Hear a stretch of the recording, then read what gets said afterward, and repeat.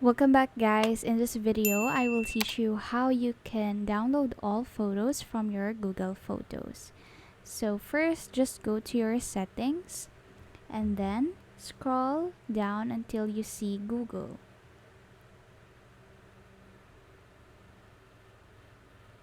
And then click manage your Google account and then go to data and privacy.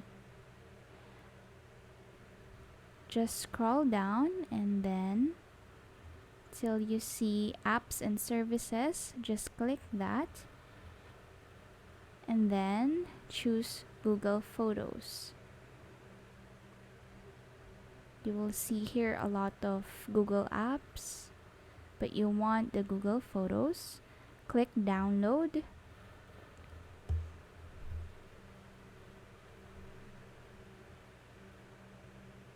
Then just scroll down. You want to make sure that all of your photos are selected. So you may select the years you want the photos from. And then just go back and click next step. Then here you can change the options here. So I'm using the zip file and then tap create export.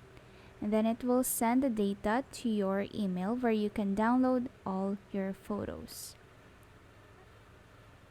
Like so. So that's it. That's how you download all your photos from Google Photos.